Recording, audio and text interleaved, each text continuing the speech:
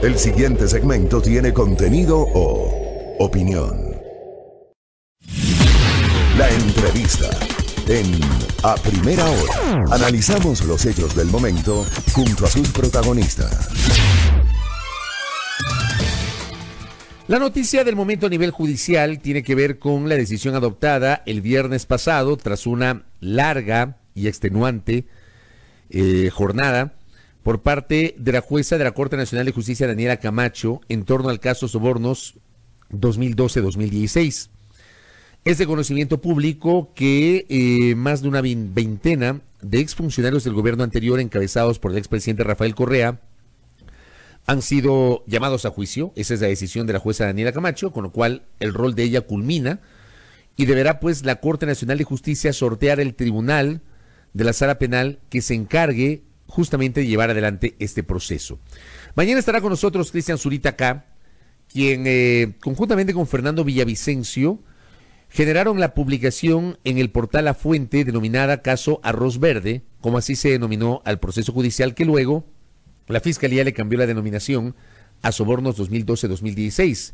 Hoy lo tenemos a Fausto Jarrín Terán, abogado del expresidente Rafael Correa, para conocer su postura en torno a esta decisión de la Administración de Justicia. Bienvenido, doctor. Buenos días. Hola, Fabricio. Qué gusto estar nuevamente en este medio. Un saludo muy afectuoso para la ciudadanía que te escucha, que nos escucha el día de hoy. Muchas gracias, doctor. Conocido este caso, ¿cuál va a ser la estrategia? ¿Qué van a hacer ustedes? Porque evidentemente el juicio es inminente, ¿no?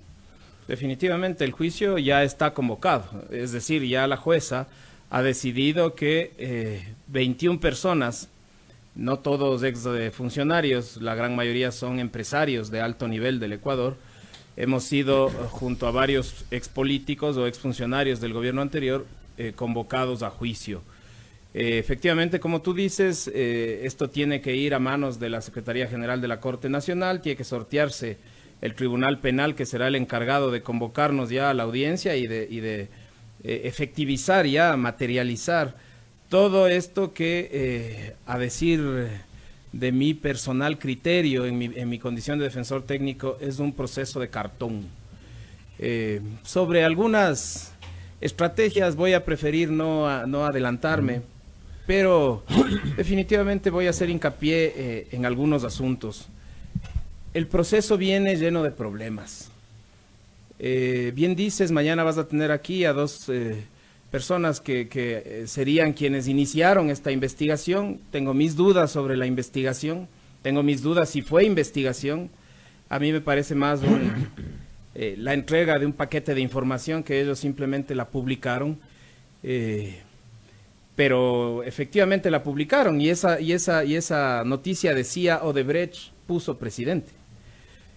Y en el transcurso de la lectura te encontrabas con que ellos decían que diversas multinacionales habían puesto presidente. Sin embargo, Odebrecht nunca estuvo. No la han procesado. La jueza le dijo a la Fiscalía que había violentado el principio de objetividad en un proceso desordenado.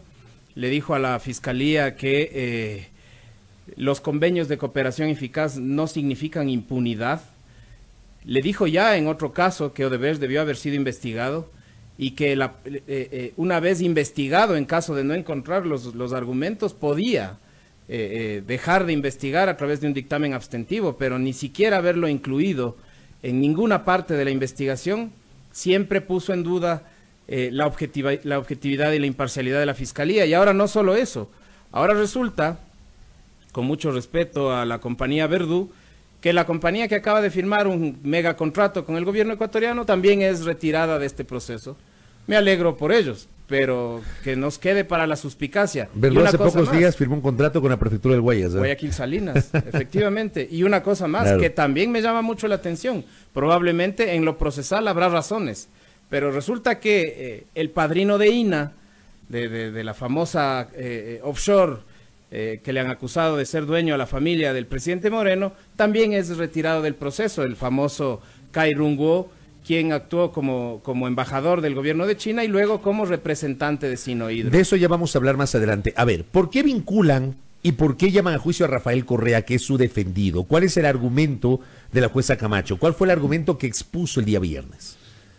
Mire, Fabricio, ciudadanía, la jueza Camacho, en vista de que ella no es del tribunal de juicio, a ella le corresponde específicamente determinar si lo que dice la fiscalía le hace o le lleva a la constancia de que existiría la posibilidad de que haya habido el cometimiento de un delito.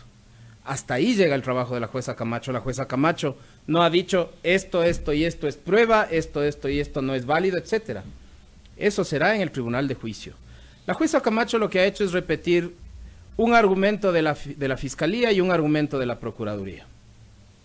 Por ahí, en uno de esos cuadernos que ni siquiera la propia fiscal sabe cuántos mismos son, pero que sí sabemos que el principal que utilizaron inclusive para encarcelar al ex secretario jurídico Alexis Mera fue escrito a finales del 2018 de boca de la propia autora y en un precipitado vuelo de Quito a Guayaquil. Es decir, ese cuaderno no va a sostener ningún análisis de originalidad ni de idoneidad, porque además la fiscalía evitó el análisis de grafoquímico para evitar que todos sepamos cuándo realmente se escribió. A ver, algunos detalles sobre los cuales yo sí pido una reflexión de nuestro invitado, el doctor Fausto Jarrín Terán, abogado quien patrocina la defensa del expresidente Rafael Correa. La jueza Camacho el viernes especificó los pagos que habrían sido autorizados por SP, señor presidente, se entiende, y la lista de empresas que aparecen bajo JG o L1 se cree que es Jorge Glass. ¿Qué más? La jueza Camacho ha dicho que de los elementos expuestos se puede determinar con facilidad que los bienes y servicios entregados no fueron aportes legales de campaña, que se evadieron controles del Consejo Nacional Electoral y del Servicio de Rentas Internas, que varios funcionarios se beneficiaron del dinero, que las ofertas y entregas se realizaron a cambio de obras y convenios de pago, figura no legal, que el dinero se entregó parte en efectivo y parte en cruce de facturas. ¿Qué lectura le damos a esa parte? A ver, Fabricio, de la declaración de la jueza. Las declaraciones, o de la resolución de la jueza. Las declaraciones de la jueza son generales.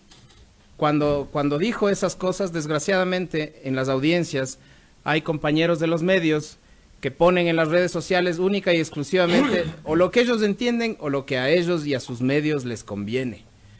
El análisis que hace la jueza efectivamente establece que aparentemente habrían habido aportes que estuvieron por fuera del control de la función electoral. Eso se llama infracción electoral, para eso existe la infracción electoral, para todos esos aportes que están por fuera o que evaden el control de la función electoral. Por lo tanto, eso no es una demostración bajo ninguna perspectiva de que haya existido cohecho. Cuando el Procurador General del Estado estableció o justificó el argumento de que habría habido beneficio para los candidatos, el beneficio que argumentó que existía es que ganaron las elecciones. ¿Dónde está en el Código Orgánico Integral Penal o en cualquier elemento de análisis jurídico de índole penal que ser candidato o ganar elecciones significa la demostración de que hubo beneficio indebido de algún tipo de parte de alguien que en ese momento también era funcionario público?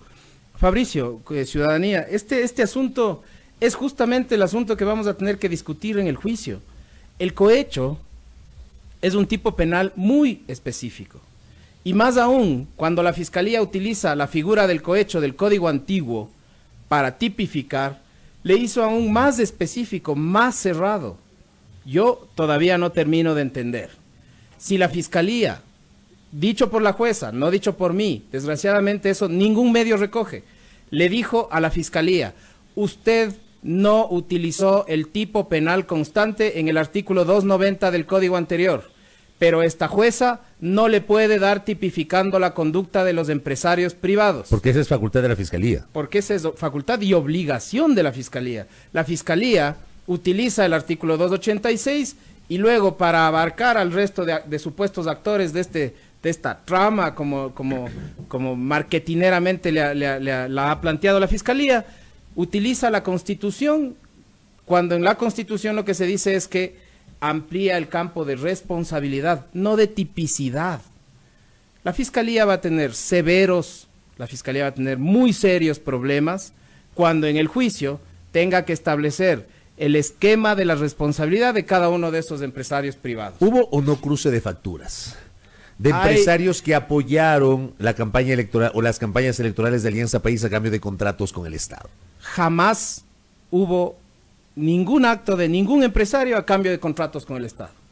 Jamás. ¿Hubo aportes de empresarios privados a las campañas? Puede haber habido aportes, puede haber habido irregularidades. Pero esos aportes no fueron reportados a la función electoral. De acuerdo, verifiquen eso en el campo de la función electoral, pero de ahí a decir que cualquier aporte, ayuda, convenio o cualquier cosa esté relacionado con entrega de contratos, que es con lo que se configuraría el cohecho, hay 1.000.000 de años. Y la Fiscalía simplemente lo deduce. No ha podido concretar el beneficio de ningún exfuncionario con el aporte de ninguna de esas empresas, poniendo en la mitad el nexo causal que sería ese contrato a cambio del cual hubo el cruce de factura o el aporte indebido. No ha podido.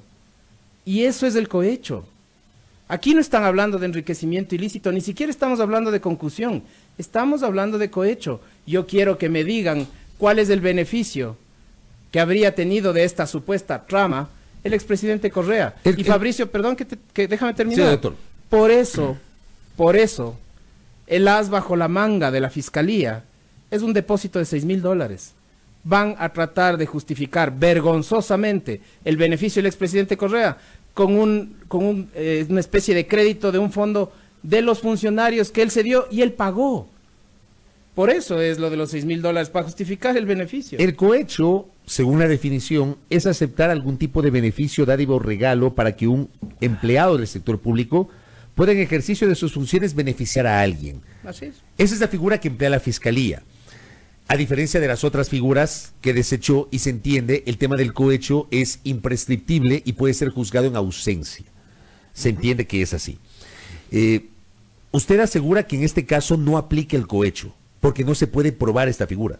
La única persona a la que le podrían probar el cohecho es Pamela Martínez. ¿Por qué? Con Odebrecht. ¿Por qué la única persona? Porque Pamela Martínez facilitaba para Odebrecht ciertos asuntos y Odebrecht le pagaba un emolumento mensual en la cuenta de la empresa de la que ella era parte. Sin embargo, ni Odebrecht, ni la empresa, ni los ejecutivos de la empresa de la que ella era parte, son parte de este proceso. Pamela Martínez, ¿qué tan cercana era Rafael Correa? Era cercana, por supuesto. Era cercana. Muy cercana. No como lo quieren plantear. Ella estaba a cargo de la atención ciudadana, no de los temas personalísimos del expresidente Correa. Los medios de comunicación y la Fiscalía han querido plantear esto como si Pamela Martínez por poco y decidía lo que el presidente Correa ¿Tenía poder Pamela Martínez? Tenía poder, por supuesto. Pero poder conferido por el presidente en ese momento. No necesariamente en una institución donde hay 2.000 funcionarios, hay cosas y hay cosas que se suceden. Si no, regresemos a ver y preguntémonos si tenía poder Santiago Cuesta o si tiene poder Sebastián Roldán y si todo ese poder que ellos tienen se le podría atribuir al presidente de la República. No es así. O sea, el derecho penal, más allá de lo que podamos pensar en la ética, en la moral, el derecho penal no está armado de conjeturas. O sea, volvemos al hecho de que no es lo que sabes, sino lo que puedes probar, que es una tesis que yo he sostenido siempre en estos micrófonos. Claro, Fabricio. Así se maneja el derecho penal. Mira, hay Fabricio, que probar las cosas. Pamela Martínez dice que el expresidente Correa le daba disposiciones por teléfono, a través de memorándums, a través de correos electrónicos, de misivas que le hacía llegar a través de los miembros de la escolta presidencial y a veces de forma verbal. Le pregunta a la Fiscalía, ¿qué tiene de eso? Nada. Nada. Tiene su cuaderno y tiene lo que ella dice. Y ella es cooperadora premiada. El derecho penal tiene que ser restrictivo respecto de estas cosas porque si no cualquiera podría acabar preso por nada. Oiga, déjeme leerle un tuit que escribió la jurista Beatriz Rodríguez hace pocos días. Y lo menciono porque quiero pedir una reflexión a Fausto Jarrín. Les recuerdo que los capos de las grandes mafias cuidan bien sus movimientos para no dejarse atrapar. Sin embargo, caen por lo más pequeño. De no ser así, el Chapo o Pablo Escobar hubiesen sido procesados desde sus inicios.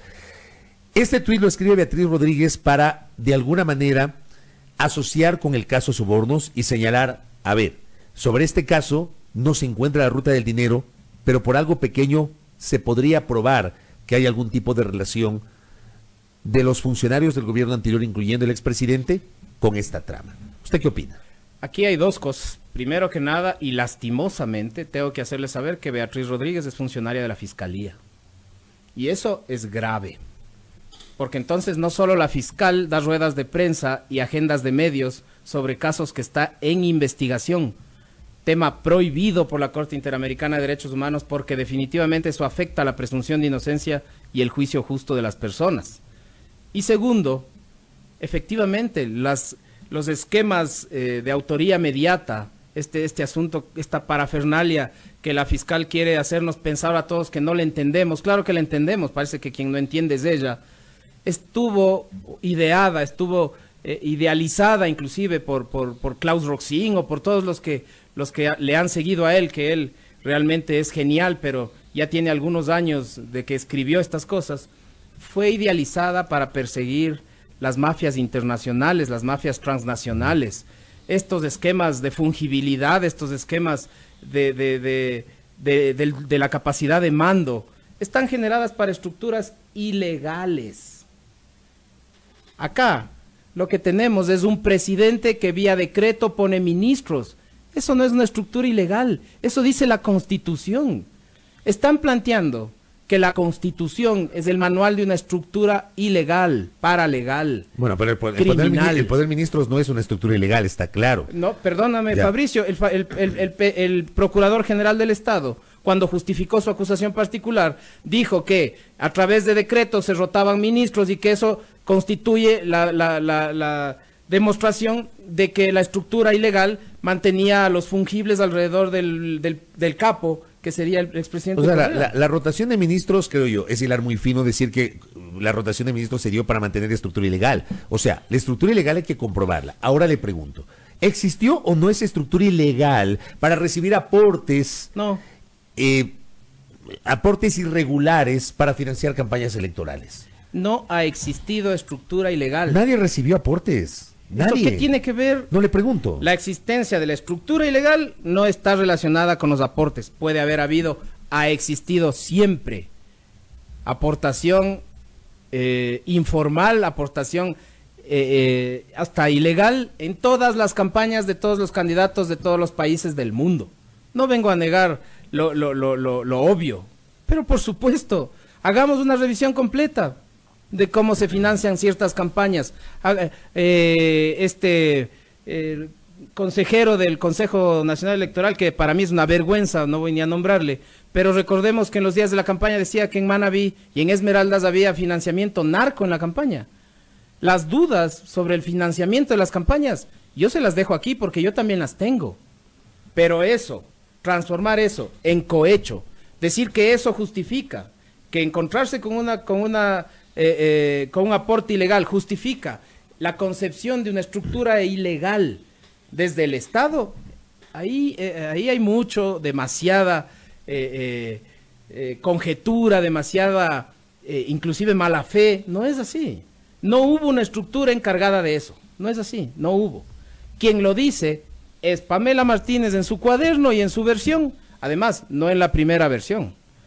La Corte Interamericana ha dicho varias veces que los cooperadores premiados, cuando se han contradicho en sus versiones previas, los jueces deben evaluar eso únicamente si es que tienen otras evidencias. Pamela Martínez tiene el cuaderno y lo que ella dice. Y Laura Terán ni siquiera lo que ella dice, porque ella dice que anotaba lo que le mandaba Pamela y que tiene los archivos de dudosa originalidad. Vamos a lo otro. ¿Por qué no procesaron a Odebrecht? ¿Por qué solamente están procesados exfuncionarios? Es decir, quienes estuvieron o formaron parte del sector público en el gobierno de Correa vinculados a este tema. ¿Por qué nadie del sector privado está vinculado? Digamos, del sector privado asociado a Odebrecht. ¿Por qué Odebrecht no está vinculada? Le cerremos un poco la pregunta porque realmente hay una o dos empresas que aparentemente habrían tenido manejos con Odebrecht que están siendo parte de... Claro, Azul es una de ellas, pero le Van a dieron ser- medidas cautelares sustitutivas al Sí, pero señor eso no Phillips, tiene ¿no? nada que ver con el proceso. El que Ya. está llamado a juicio y va a tener que asistir a juicio. Ah, correcto. Igual que Quitesa. Los Entonces, que sacaron fue a Verdú y a Sinohidro. Verdú, Sinohidro, sí. Esas son las que excluyeron. Esas son las que excluyeron. Partamos por Odebrecht. ¿Por qué Odebrecht no está procesada? Sencillo, porque si le procesan a Odebrecht se les cae el acuerdo y pierden el cooperador. Y además, aparentemente, Este gobierno hace 6 o 7 meses tuvo una mesa de diálogo con Odebrecht. Por eso hemos tenido con vergüenza que ver que Odebrecht está amenazándole al Estado que si no le devuelve una plata, no solo la demanda, van a retirar los cooperadores. Es decir, al Estado, esta empresa corrupta y corruptora, que ya nadie tiene dudas de que lo es, que en otras partes del mundo ha tenido ya que pagar por miles, por millones las sanciones, producto de los procesos penales en los que han estado. Aquí no le acusaron en el caso del ex vicepresidente Glass. Ahí me parece vergonzosa la actuación en cuanto a Odebrecht del ex fiscal Vaca. Y ahora la fiscalía no solo que no le acusa, estuvo en la mesa de negociación, sentada al lado del Procurador General del Estado, que es el acusador particular en este caso. Es decir, aquí objetividad cero, imparcialidad cero. Este es un proceso de persecución sin duda, y el corolario de ese es que la fiscalía prefiere dejar de investigar supuestos hechos delictivos, como le dijo la jueza, a cambio de poder juzgar al apuro al expresidente Correa. ¿Al apuro para qué? Para evitar que se presente como candidato en las elecciones que estamos a las puertas de tener. Es decir, sentenciarlo antes del proceso electoral que se avecina. Ellos pretenden tener una sentencia ejecutoriada. Ya me imagino las presiones que en este momento tendrán quienes tienen en su competencia sortear los jueces, y me imagino las presiones con los que los jueces sorteados amanecerán por convocar de forma urgente a esta audiencia. Pero creo que ni la de Glass está ejecutoriada, ya está ejecutoriada la sentencia de Jorge Glass. Sí, hace un mes, pero... Pero recién, pues. Claro, recién. En ese caso sí se demoraron 10 meses en conformar tribunal. Y en este caso... En este caso no se van a demorar eso. Oiga, ¿y por qué no incluyen a Sinohidro y a Verdú, que inicialmente estaban incorporados dentro de la acusación? Mira, Fabricio, y en esto voy a ser muy claro. Para mí, este proceso debería ser Pamela Martínez y Odebrecht y Nexo Global. Ninguno del resto de personas vinculadas a la política o de empresarios deberían estar en este caso. Dejemos a Correa y Jorge Glass a un lado. ¿Ningún ministro de Estado tampoco? Ningún exministro de Estado. Ninguno. Los contratos, que es el nexo causal entre la dádiva y la ayudita que podría considerarse beneficio ilegal, los contratos son el nexo. No está ninguno de los miembros de los equipos de contratación, no hay ningún administrador de contrato, no hay nadie, está el ministro, como si el ministro firmara todos los contratos. Y me preocupa mucho lo que le están haciendo al empresario privado con esto. Me preocupa mucho. Porque ¿dónde está el beneficio que ese empresario le irrogó a una persona, funcionario público? Han revisado las cuentas de los funcionarios. ¿Por qué crees, Fabricio, que la Fiscalía no está diciendo el ROI de la UAFE, el informe del SRI, el informe de la unidad antilavados? ¿Por qué crees que la Fiscalía no tiene esos elementos de convicción? Porque no hay el beneficio ilegal. ¿Por qué está incorporada Viviana Bonilla en este caso? Lo de Viviana Bonilla creo que es una de las mayores vergüenzas de este proceso. Viviana Bonilla, Cristian Viteri, Gustavo Bucarán, me parece que están ahí. No, Gustavo Bucarán lo sacaron a Gustavo. Se transformó en testigo protegido de la Fiscalía, él no está adentro y además es funcionario público de este gobierno. Ahí las suspicacias llueven, ¿no? Pero lo de Viviana Bonilla, no me voy a referir a lo de Cristian Viteri, pero lo de Viviana Bonilla sí es una de las mayores vergüenzas de este proceso. Viviana Bonilla no era funcionaria pública, Viviana Bonilla no era empresario. ¿Qué era Viviana Bonilla en el cohecho? Ahora resulta que ella es beneficiaria. Si por beneficiaria, porque ella pagó ciertos temas de su campaña a través de estos aportes no reportados, entonces cualquiera de los que recibieron esos pagos, de cualquiera de los que dieron esos servicios, que ninguno está en el proceso, debería estar en el proceso. Lo de Viviana Bonilla es probablemente el escenario más absurdo de este proceso, absurdo. Porque, digo, en contrapartida, si está Viviana Bonilla, deberían también estar otros que fueron otros personajes sí, que claro, fueron debería candidatos. Estar Barrera, debería estar Baroja, debería estar Granda, que fueron candidatos en al 2014. mismo tiempo. Por supuesto. Y no solo eso, deberían estar los que brindaron el servicio. A ver, si en el sentido figurado decimos que una de las compañías le pagó a un suministrador de un servicio de jingles publicitarios para el candidato X. ¿Quién recibió el dinero? La empresa que hace los jingles. Ninguna de esas empresas está procesada. Ellos serían los finales beneficiarios de estos aportes ilegales. ¿Por qué está una persona que ni era funcionario público ni era contratista del Estado? Por beneficiario. ¿Por qué está Alexis Mera? Por beneficiario. ¿Cuántos juicios tiene Rafael Correa en este momento? Juicios tiene únicamente uno. El tema es cuántas investigaciones previas le ha abierto la Fiscalía. Juicios tiene el caso Balda y el único. Este todavía no. Pero va a tener. Va a haber. Digamos ahí tenemos entonces dos. Que tenemos dos. ¿Y cuántas investigaciones o cuántos procesos judiciales en marcha? Como la Fiscalía dice que investiga hechos y no personas, hay un montón de hechos que ni siquiera sabemos si está investigando. Hay otros que sabemos que no investiga, por ejemplo, el escándalo de INA Papers. Eso no investiga. Pero yo calculo, porque la gran mayoría entendería yo que me notifican a mí, a pesar que la fiscal está diciendo que tiene investigaciones reservadas y que eso no se va a conocer todavía, que el expresidente Correa está llegando ya a los 30 procesos penales, entre los dos juicios y alrededor de 26 o 27 investigaciones previas. De los cuales solamente hay uno, juicio en marcha, y uno que va a iniciar inevitablemente. En pocos días, así es. Vamos a ver qué pasa. Doctor, gracias por el tiempo, por la gentileza. Fausto Jarrín Terán, quien patrocina la defensa del expresidente Rafael Correa, con su versión crítica respecto de la decisión adoptada el pasado viernes por la jueza de la Corte Nacional de Justicia, Daniela Camacho, en el caso Sobornos 2012-2016. 8 de la mañana con 2 minutos. Pausa en A Primera Hora.